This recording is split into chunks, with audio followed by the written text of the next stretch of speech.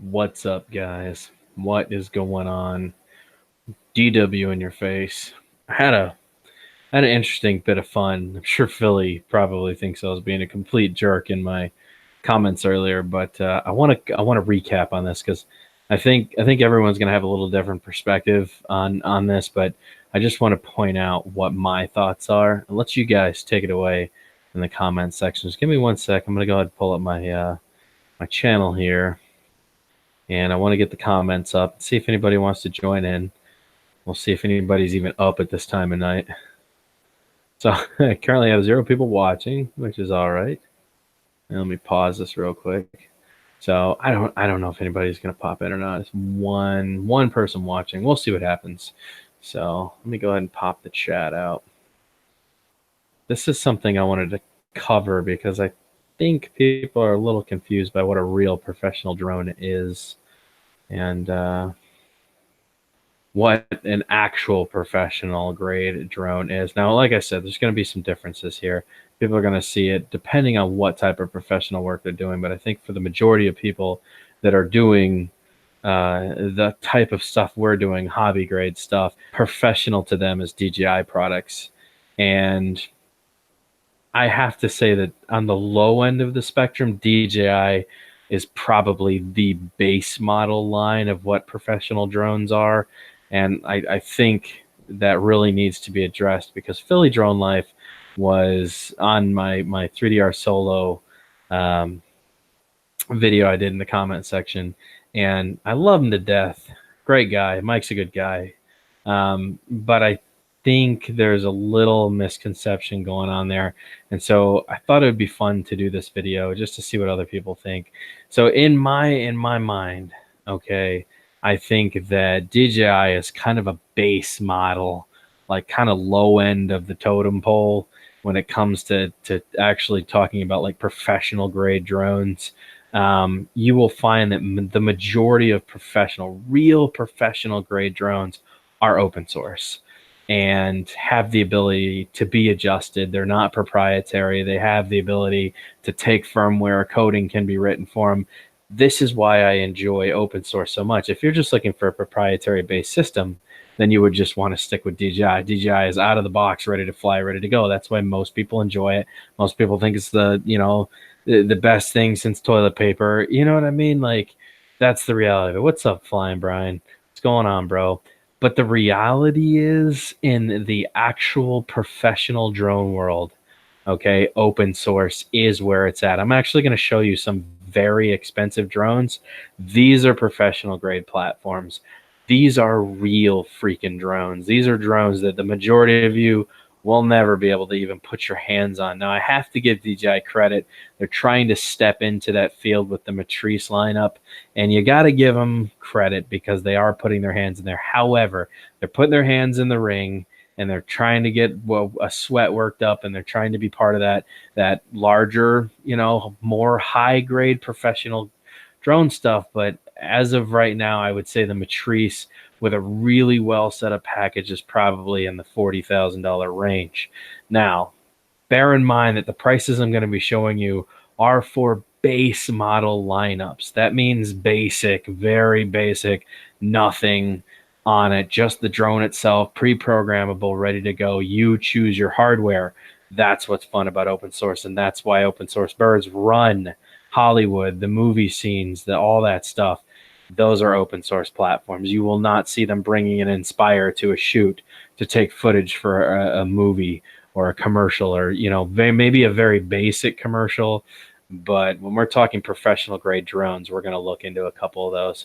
So let me pull this up real quick. I am going to do a tad bit of screen sharing here, so give me one sec, guys. All right, let me share my screen, present to everyone. Beautiful. We're going to go here. So this is the, I don't even know how to pronounce the name of some of these. This is the augmented Aragon, Aragon, I don't know, man, Aragon drone plus Phantom Flex. This is how I know it is the Flex 4K.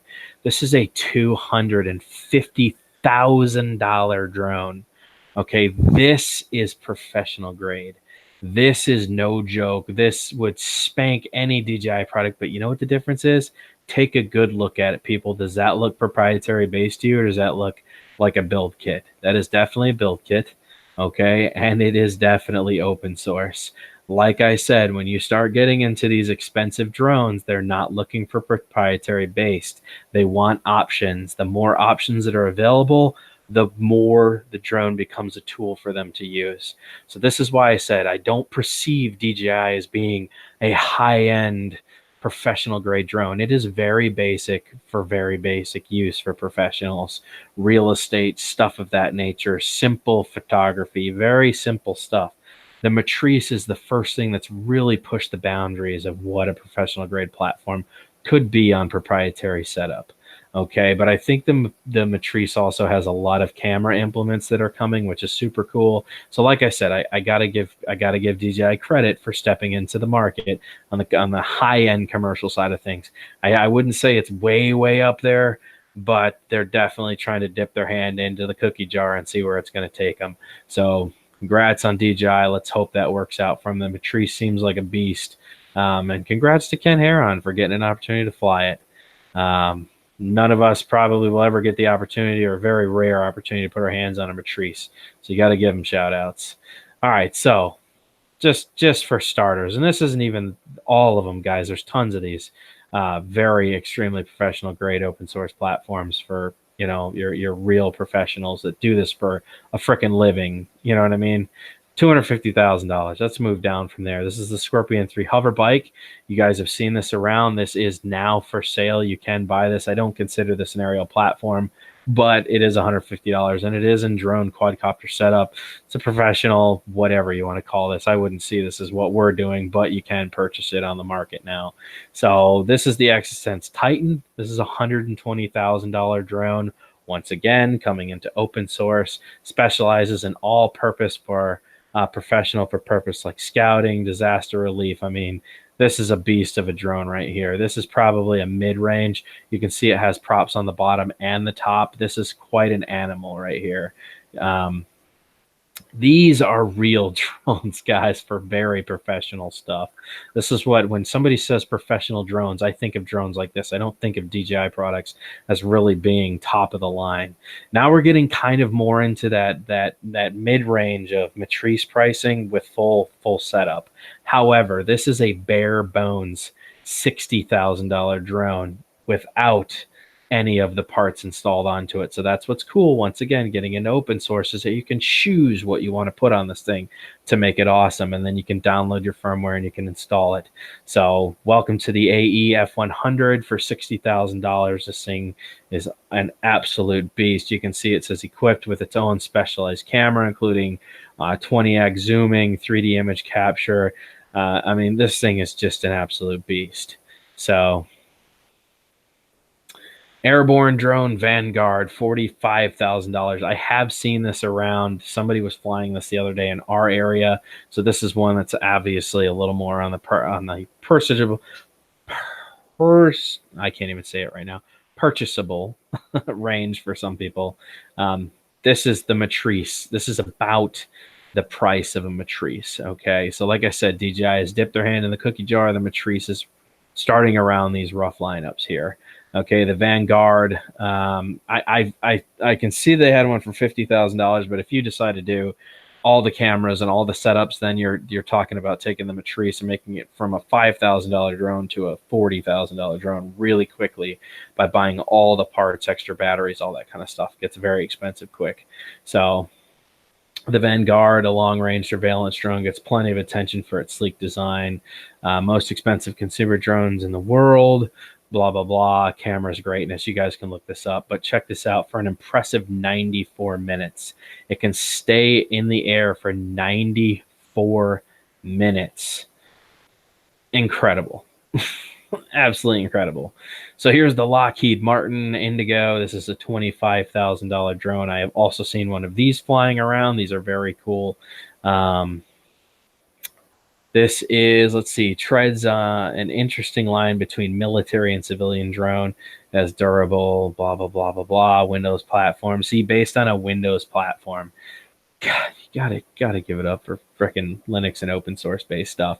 Now, this thing can cost upwards of $100,000. This is the Alta 8. This is one of those drones where just the drone itself, without the gimbal, without any of the stuff, is $20,000. Okay, then you have to select your camera, then your DSLR setup, then your gimbal. I mean, this can become a very expensive platform, but this is the most purchased for when it comes to movie industry, because this drone is 100% open source, and it can take up to I think it can carry like 41 pounds. This is a massive bird. There is nothing tiny about this.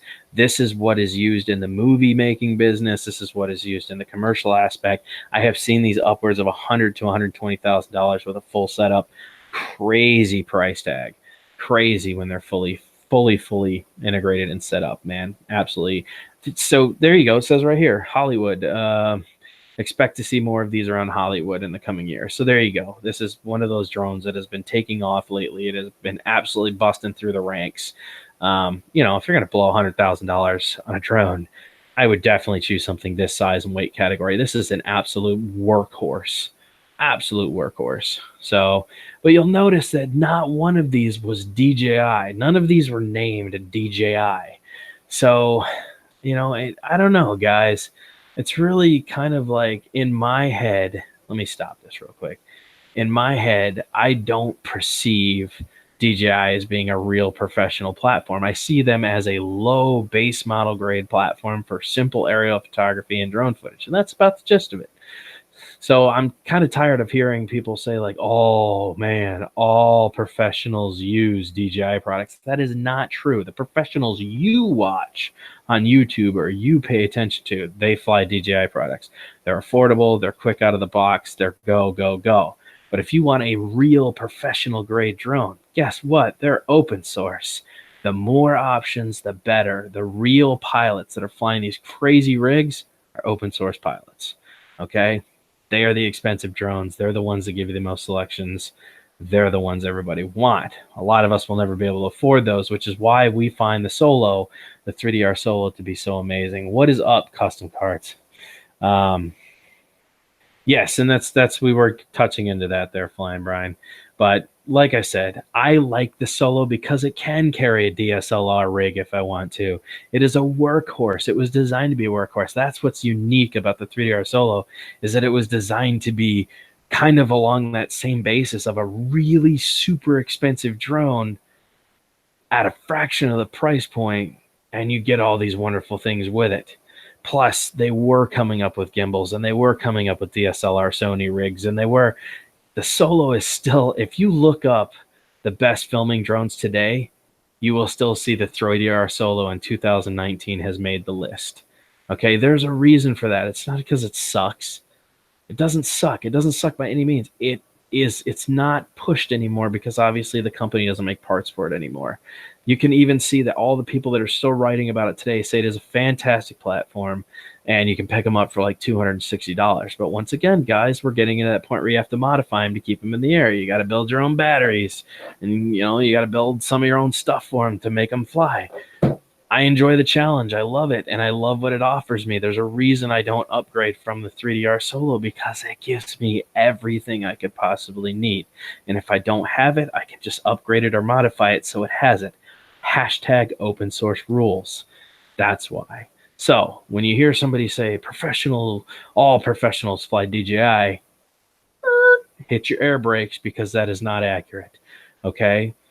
Regular real estate people that shoot very basic stuff, that shoot photography and stuff like that, fly DJI.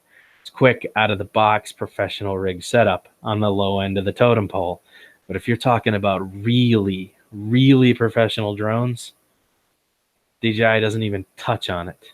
They're just trying to dip their hand in the cookie jar of the real professional market. So yes, Brian. They unfortunately, I don't even think that our government is allowing people to use DJI products for government stuff anymore. Once they found out that China was stealing data and sending it back to China after people's flights, I believe they totally canned the entire idea of DJI products being used in our military. So, yeah, man. I guess where I was going with this was trying to help you guys distinguish what real professional grade pilots do fly open source. Proprietary is fun. It's fun, but it's just not for a lot of us. A lot of us really like the challenge, and we like being able to modify and continue making something better. I don't want to upgrade every year. That's not the idea. The idea is not to blow a couple $1,000s every other year. I have one drone that I can pour maybe 100 or 200 into each year and make it better. You get where I'm going with this? That's why open source rules. What is up, Michael McReynolds? What is going on, brother? So that's it. I'm done with that discussion. You guys can take that whatever way you want to. If you're going to watch it, you're going to watch this video. If you're not, you're not. But now you have an idea of what true professional grade platforms are. Okay. I'm just here to hang out now. Ask your questions, talk. If you want to come on the panel, go ahead and let me know. I'll share the link right now if anybody would like to jump in. Now's your time. If you have something you want to say, I don't know how many people are in here watching, but there you go. Enter. Click it. Join the panel. 5 people watching. Yeah, sorry guys, it's a little late. I know, it's a little late tonight. See if anybody wants to come in. I smashed the like button for you, my friend. Well, thank you very much, Mr. McReynolds. It's good to see you around, brother. I know I've been super busy. I'm also still enjoying my time away from YouTube. I just pop in to do simple live streams and chat for now and stuff like that. Battle Droid, what's going on, man?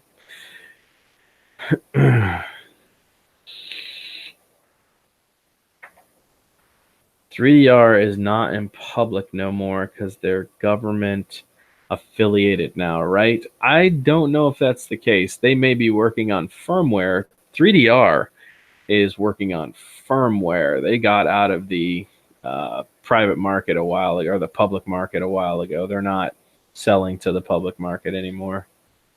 They're just in it for software development. They're probably most known for their site scan software, which, by the way, the 3DR Solo can do because it's a tool. It's not just a toy. It's not a proprietary based system, so it can use site scan software as a professional tool. The Solo is so powerful, it can pick up an entire another one of itself, and that weighs 4 pounds. My Solo can carry 8 pounds of bird around my backyard. 8 pounds. It is a workhorse. It was designed to be that way from the get-go. Did you know they did a test with the 3DR Solo where they hooked it to a power cord? They flew the 3DR Solo for 32 days straight. They never landed it once. They flew it for 32 days straight, over a month, and then they landed it. Straight, never came out of the sky. 32 days straight. I would love to see a DJI product perform that.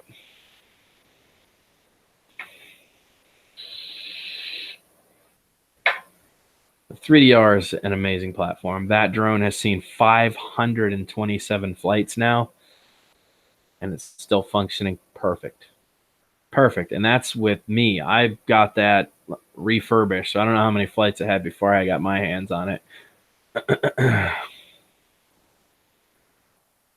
So it is an awesome quad, man. I'm not even done. Trust me, I'm just getting started. I've been waiting for people to say it's phased out now just before I kick off the real fun with the Solo.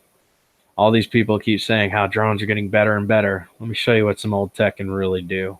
I'm waiting. I'm biding my time. I got another Solo coming. Let's go ahead and tear it down. We're going to make some mods to it. I'm going to show you exactly how cool open source can really be.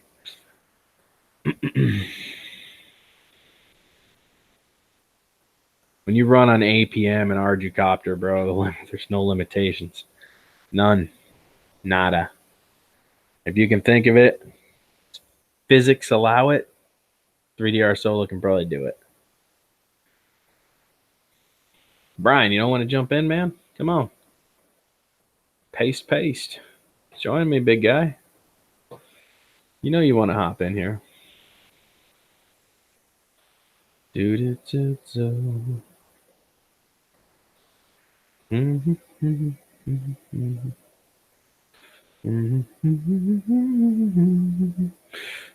Well, if nobody comes in here, man, I'm going to go ahead and end this stream.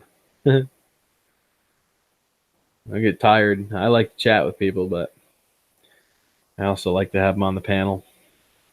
That reminds me, Mike might be up right now.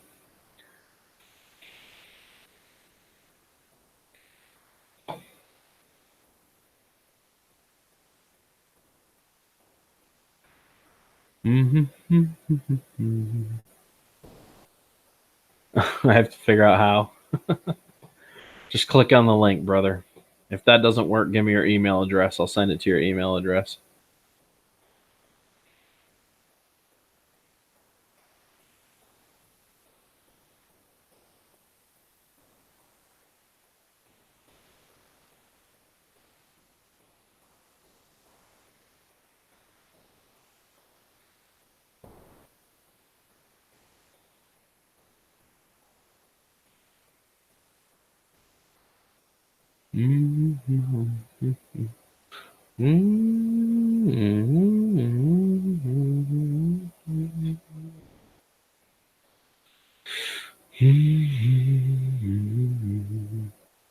No? Okay. You got 3 people watching now. That's awesome.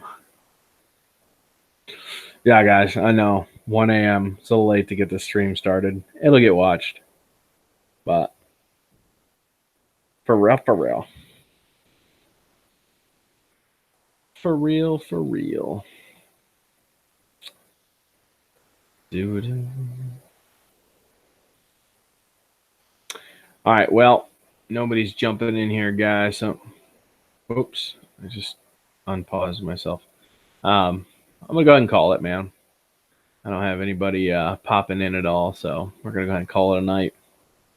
I figured it was a little late. I also did an upload earlier, so it didn't send out very many pings or notifications to people. I had already knew that was gonna happen. So I know you're still here, man, but Mike, I'm calling it, man. Thank you for popping in, brother. Thank you for being supportive. We'll let this sit and simmer. I wish everybody the best of luck. You guys have a good one. I am still working my tail off at work and trying to take care of a bunch of personal stuff here and get the boat legal coming into June, like I was talking about. Hopefully, we'll be able to take the submersible and go check out some shipwrecks pretty soon. That's the hope. So I will catch you guys on the flip, man. Thanks for stopping in. Thank you for being awesome. To the root.